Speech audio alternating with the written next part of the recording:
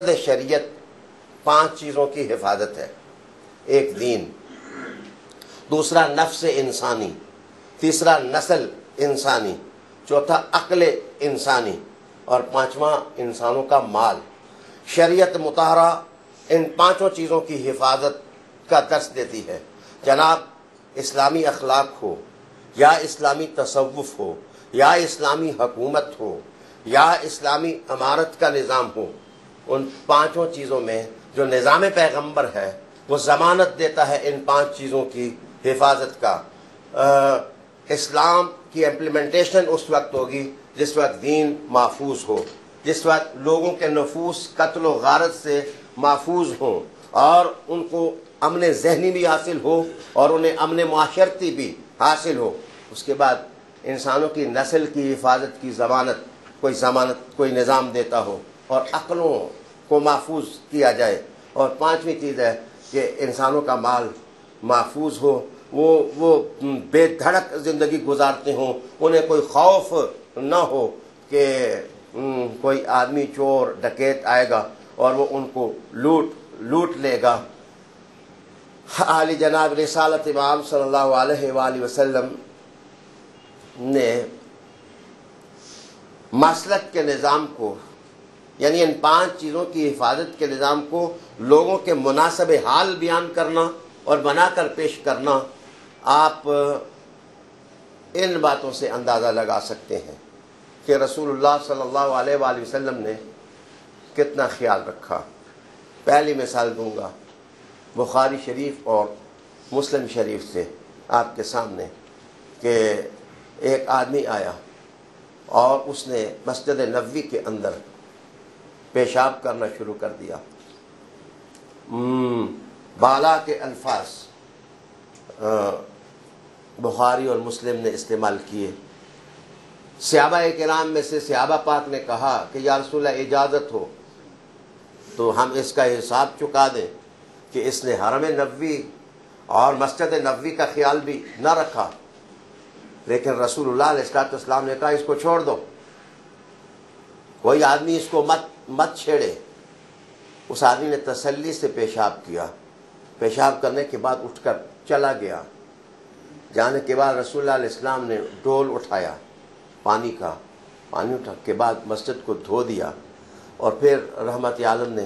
بھینے خوبصورت لفظوں کے ساتھ یہ نصیحت فرما دی کہ یہ مسجدیں اس کام کے لیے تو نہیں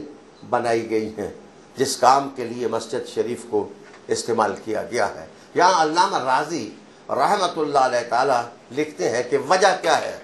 کہ مسجد نبوی کا تقدس، حضور انور صلی اللہ علیہ وآلہ وسلم کی بیٹھک، رحمت عالم صلی اللہ علیہ وسلم کے آنے جانے کی جگہ، اور وہ پیغمبر صلی اللہ تعالیٰ علیہ وآلہ وسلم جو قدم رکھیں تو ریاض الجنہ بن جائے، اور ان کے قدموں کے نشانوں کی قیمت یہ ہو شریعت مطہرہ کے نزدیک۔ لیکن کیا وجہ ہے کہ رسول اللہ علیہ السلام نے تمام صحابہ رضوان اللہ تعالی علیہ مجمعین کو روک دیا اور روکنے کے بعد کہا کہ تم اس کو چھوڑ دو۔ اس نے تسلی سے پیشاب کیا۔ امام راضی لکھتے ہیں وجہ یہ تھی کہ دراصل اگر وہ پیشاب کو روکتا تو اس کو ضرر تھی، تو رسول اللہ علیہ السلام نے کہا کہ ایک طرف مٹی کا فرش ہے اس کو دھویا جا سکتا ہے اور دوسری طرف مسلمان کا وجود ہے، اس کو اگر بیماری لگ گئی تو نقصان زیادہ ہے۔ تو رسول کریم علیہ السلام نے گویا تولا، دونوں چیزوں کو تولا کہ نقصان کس میں زیادہ ہے۔ تو رحمت عالم علیہ السلام نے انسانی مضرت کا نقصان جو ہے وہ زیادہ قرار دیتے ہوئے حضور نے کہا اس کو چھوڑ دو، اس کو نہ چھیڑو، اس لیے کہ پیغمبر جو نظام لے کے آتے ہیں اس نظام کا مقصد ہی ہوتا ہے کہ لوگوں کا دکھ درد دور کیا جائے اور لوگوں کی تکلیف دور کی جائے۔ عالی جناب اب آپ جو فساد کی حدود ہے اور فساد کی جو قیود ہیں اب آپ آسانی سے سمجھ سکتے ہیں۔ ممکن ہے کہ ایک سطحی ذہن کا آدمی ہو، اس نے بھی سوچا، اللہ نے اس کو فکر دی ہے، اس نے اپنے دماغ کو کام میں لایا، کام میں لانے کے بعد اس کو کہا یہ مسجد شریف ہے، یہ اللہ کا گھر ہے، اس میں پیشاب کرنا ٹھیک نہیں ہے، اس کو وٹ دو، اس کو مار دو، اس کی گردن قلم کر دو، اس نے توہین کی ہے، اس نے بے عزتی کی ہے، اس نے تقدس کو پائمال کیا ہے۔ لیکن یہ اس انسان کی عقل ہے جو پیغمبر کو چاہتی ہے لیکن پیغمبر نہیں، اور ایک عقل وہ ہے جو پیغمبر کی عقل ہے، جو اللہ تعالیٰ نے رسول محترم صلی اللہ علیہ وآلہ وسلم کو عطا کی ہے۔ تو حضور انور صلی اللہ علیہ وآلہ وسلم نے اپنی عقل تام سے یہ فیصلہ صادر فرما دیا، جناب اگر پیغمبر کی چاہت کے خلاف میں پوچھتا ہوں کوئی آدمی تلوار اٹھاتا تو وہ اس آدمی کو مار دیتا اور وہ کلیم یہ کرتا میں نے مسجد نبوی کے تقدس کا خیال کیا ہے، میں نے حرم نبوی کا خیال کیا ہے، تو جناب مجھے بتائیے وہ ثواب ہوتا یا فساد ہوتا؟ رحمت عالم علیہ السلام نے فرمایا کہ ہے تو مسجد کی چٹائی، لیکن پیغمبر کی منشا کے خلاف اگر کوئی اس آدمی کو سزا دے دیتا تو یہ فساد ہوتا۔ اور محمد عربی نے کہا اس کو فائدہ پہنچ گیا ہے، یہ بچ گیا ہے، تو اس کو رسول اللہ علیہ السلام نے جس وقت اپنی رحمت کا حصہ عطا فرمایا تو حضور نے فرمایا کہ گویا مصلحت تلاش کرنا یہ پیغمبر کی سنت ہوتی ہے اور حضور کی سنت کو چھوڑنا یہ فساد ہوتا ہے۔ قرآن حکیم فرقان مجید نے اس آیہ کریمہ میں کہا کہ فساد تلاش نہ کرو زمین میں، ان اللہ لا یحب المفسدین، بے شک اللہ تعالیٰ فساد کرنے والوں کو پسند نہیں کرتا۔ عالی جناب سامعین با تمکین، میں آپ کی توجہ چاہوں گا اس طرف کہ جس رسول نے پیشاب روکنے کی تکلیف کہ اگر پیشاب کرتے ہوئے کوئی آدمی روک لے تو اس کو جو تکلیف اٹھانی پڑتی ہے، حضور صلی اللہ تعالیٰ علیہ وسلم نے تو وہ بھی برداشت نہ کی، تو مجھے بتائیے اس پیغمبر کو ماننے والے جو ہے وہ گلی گلی قتل کریں اور گلی گلی انسانیت کو تاراج کریں اور آدمیت کو تاراج کریں، میں نہیں سمجھ سکتا کہ وہ کس منہ سے کہتے ہیں کہ ہم اس نبی کو مانتے ہیں جس کے بارے میں اللہ تعالیٰ نے فرمایا وَمَا أَرْسَلْنَاكَ إِلَّا رَحْمَةً لِلْعَالَمِينَ۔ ایک اور مثال آپ کو میں دینا چاہوں گا کہ لوگوں کے ساتھ ہونا، لوگوں کو ساتھ لے کے چلنا، جناب یہ مسلط ہے۔ مناسبت دیکھنا یہ دانائی ہے۔ اللہ سبحانہ نے کس کو کتنی دانائی دی ہے یہ فیصلے اس کے ہیں، لیکن اگر اللہ تعالیٰ کسی کو دے یہ دانائی تو ریئل لیڈرشپ جو ہے وہ یہاں سے اسٹیبلش ہوتی ہے، اور اس کے لیے جناب سب سے پہلے اسٹڈی کرنی پڑتی ہے کہ 200 آدمی میرے سامنے ہیں یا میں 400 آدمیوں کا امام ہوں، وہ میرے ساتھ نماز پڑھتے ہیں، تو امام کا کام ہے کہ وہ 400 کا ذہنی مطالعہ کرے کہ اس آدمی کی ذہنی استعداد کیا ہے، اس آدمی کی ذہنی استعداد کیا ہے، اس آدمی کا علم کیا ہے، اس کے سوچ کے دہارے کیا ہے، یہ آدمی کس طرح رہتا ہے، اس کی معاشی حالت کیا ہے، اس کو معاشرتی مسائل کس قدر گھیرے ہوئے ہیں۔ جس وقت سب کی اسٹڈی کی جائے اور اسٹڈی کرنے کے بعد ہر ایک کے مناسب حال جس وقت آپ دین پیغمبر کا آپ کام کریں، اس کے ذہن پر دعوت دیں اس کو، تو جناب اس کو مسلط سے تعبیر کرتے ہیں۔ امام غازی کہتے ہیں ملائمت لانا، ذرا نرمی لانا اور اس میں دانائی کو ایڈجسٹ کرنے کے بعد تاکہ مقاصد شریعت بھی پورے ہو جائیں اور دوسری طرف چاہے وہ بندہ بھی اس کو کوئی ضرر نہ پہنچے اور منفعت کے بھی زیادہ سے زیادہ امکانات ہوں۔ ایک دوسری مثال آپ کے سامنے لاؤں گا رسول اللہ صلی اللہ تعالیٰ علیہ وسلم کی شریعت مطالعہ سے۔ اس حدیث کو بھی بڑی احادیث کے کتب نے نقل کیا اور آپ سب جانتے ہیں کہ رسول اللہ علیہ السلام کے گھر میں بیٹھ کر، جی باہر نہیں، حضور کے گھر میں بیٹھ کر ایک گانے والی عورت گانے گا رہی تھی۔ اگر پڑھنا چاہیں تو باب السماع پڑھیں کشف المحجوب کا، تو حضرت عمر فاروق رضی اللہ تعالیٰ عنہ داخل ہوئے تو بھاگ گئی، رسول اللہ علیہ السلام نے بلایا تو حضرت عمر رضی اللہ تعالیٰ عنہ نے فرمایا کہ یا رسول اللہ یہ کیا پڑھ رہی تھی، کیا کر رہی تھی؟ تو حضور نبی کریم علیہ السلام نے فرمایا کہ یہ مدینہ کی عورتوں میں سے ایک عورت ہے جو گانے گا رہی تھی۔ تو حضرت عمر نے کہا میں بھی وہ سننا چاہتا ہوں جو اللہ کے رسول نے سنا، میں بھی وہ سننا چاہتا ہوں جو اللہ کے رسول نے سنا ہے۔ تو رسول کریم علیہ السلام نے اس کو کہا کہ گانا، کیا گانا چاہتی؟ تو اس نے اپنے الفاظ رسول اللہ علیہ السلام کے سامنے پھر ادا کیے. تو حضور علیہ السلام نے تاریخی جملہ کہا کہ مدینے والوں کی عید کا دن ہے، ان کی عید کا دن ہے، رہنے دو، آج نہ تعرض کرو، ان کی عید کے دن ہے، ان کی خوشیاں منانے دو. عالی جناب اس کا یہ مطلب نہیں لیا جائے گا اکارڈنگ ٹو جورسپروڈنس،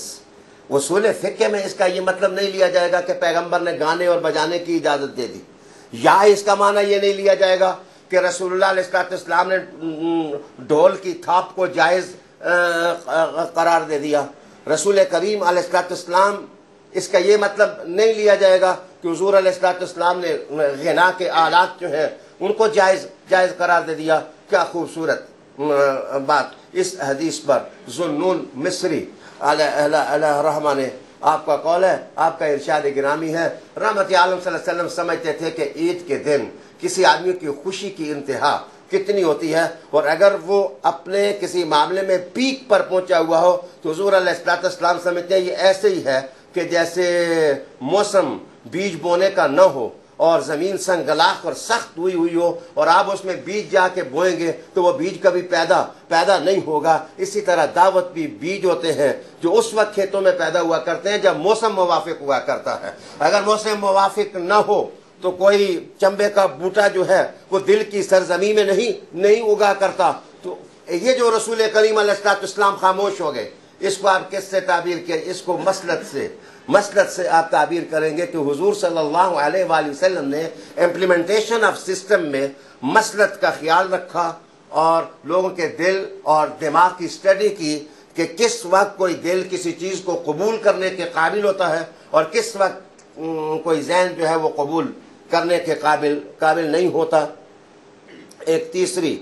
مثال آپ کو میں رسول اللہ علیہ السلام کے شریعت مطہرہ سے دوں گا کہ جس وقت آپ نے خانہ کعبہ شریف کی تعمیر کی تو خانہ کعبہ شریف کی تعمیر ہوئی تو آج بھی آپ دیکھتے ہیں کہ خطیم جو ہے وہ کعبے کے اندر نہیں ہے، اس کو باہر حضور صلی اللہ تعالیٰ علیہ وسلم نے چھوڑ دیا. حضور علیہ السلام اب کعبے کے سامنے کھڑے ہیں اور ام المومنین اس حدیث شریف کو روایت کرتی ہیں. آپ فرماتی ہیں کہ رسول کریم علیہ السلام نے فرمایا کہ میرا دل چاہتا ہے، میں پسند کرتا ہوں کہ کعبہ کو ان بنیادوں پر میں پھر سے تعبیر کروں جن بنیادوں پر میری جد حضرت ابراہیم خلیل اللہ نے اس کی تعمیر کی تھی. تو حضرت عائشہ صدیقہ فرماتی ہیں کہ حضور علیہ السلام سے کہا گیا کہ یا رسول اللہ کیا امر مانے ہے، آپ کو کون روکنے والا ہے؟ یہ سارے تو آپ پر اپنی جانیں فدا کرنے والے ہیں، تو یا رسول اللہ کیا رکاوٹ ہے، آپ ان بنیادوں پر تعمیر کر دیں. تو حضور علیہ السلام نے فرمایا کہ لوگ نئے مسلمان ہوئے ہیں، میں کوئی ایسا کام نہیں کرنا چاہتا جس سے ان کے ذہن بکھر جائیں. تو حضور علیہ السلام نے فیصلہ پینڈنگ کر دیا اور خطیم کو کعبے سے باہر نکال دیا. اور حضور نے کیا نکالا کہ اب قیامت تک باہر ہی اس حصے کو نکال دیا گیا. حضرت عبداللہ ابن زبیر رضی اللہ تعالیٰ عنہ نے ایک دفعہ اس کو شامل بھی کیا، لیکن پھر سے اس خطیم کو باہر نکال دیا گیا کہ جو کام رسول اللہ علیہ السلام نے نہیں کیا وہ کام نہیں کیا جائے گا. تو جناب حضور علیہ السلام کا دل چاہنا کہ یہ کام یوں ہو یہ شریعت ہے اور حضور علیہ السلام کا نہ کرنا یہ مسلط ہے. تو رحمت عالم صلی اللہ تعالی علیہ وآلہ وسلم نے کسی کام کو پینڈنگ کرنے کے لیے لوگوں کے ذہنوں کا اور لوگوں کے دلوں کا اور لوگوں کی سوچوں کا، لوگوں کے پروپیگیشن کا خیال کیا. دفعتاً میرا ذہن لپکا اور کسی اور طرف ایک اور حدیث کی طرف چلا گیا. یاد رکھیے کہ ذہنوں کی اسٹڈی کرنا، ان کا خیال کرنا. یہ دیکھیے کہ رسول اللہ علیہ السلام ام المومنین کے ساتھ گفتگو کر رہے ہیں. مدینہ کی مسجد کے دروازے پر دو آدمی گزرتے ہیں تو حضور علیہ السلام ان کو مخاطب کرتے ہیں، ادھر آؤ. جس وقت وہ راغب ہوتے ہیں تو حضور علیہ السلام فرماتے ہیں میں نے تمہیں بتانے کے لیے تمہیں راغب کیا ہے کہ یہ جس کے ساتھ میں بات کر رہا تھا یہ میری بیوی ہے، یہ میری بیگم ہے، یہ ام المومنین ہے جن کے ساتھ میں بات کر رہا تھا. وہ کہنے لگے یا رسول اللہ آپ رسول ہیں، ساری جہاں کی عورتوں کے آپ محرم ہیں، وہ تو آوارہ ذہن ہوگا جو آپ کے بارے میں کوئی منفی سوچ سوچے گا۔ رسول کریم علیہ السلام نے فرمایا کہ نہیں، شیطان رگوں میں اس طرح دوڑتا ہے جس طرح رگوں کے اندر خون دوڑتا ہے۔ آقا مولا تاجدار العلوم صلی اللہ تعالیٰ علیہ وسلم نے گویا معاشرتی سٹیٹس میں اس بات کا خیال رکھا کہ لوگوں کے سوچ کے انداز کیا کیا ہو سکتے ہیں۔ سامعین بات تمکین، اگر پیغمبر صلی اللہ تعالیٰ علیہ وسلم معاشرے کے ویٹ کو سمجھیں اور ایک طرف دین مبین کی سالڈ ویلیوز ہوں اور دوسری طرف مسلط کا تقاضا یہ ہو، تو رسول اللہ علیہ السلام مسلط کے تقاضے کو پیرورٹی دے دیں، تو میرے خیال میں یہ فساد سے امت کو بچانے کے وہ راستے تھے جن کی تعیین حضور صلی اللہ علیہ وآلہ وسلم نے فرمائی۔ ایک اور مثال آپ کے سامنے میں لاؤں گا۔ حضور علیہ السلام نے ممانعت کر دی کہ کوئی شہری آدمی کسی دیہاتی کا سودا نہیں بیچ سکتا۔ اس کو بھی آپ باب الغرر کے اندر آپ احادیث کا مطالعہ آپ فرما سکتے ہیں۔ اب مجھے بتائیے کہ بذات خود سودا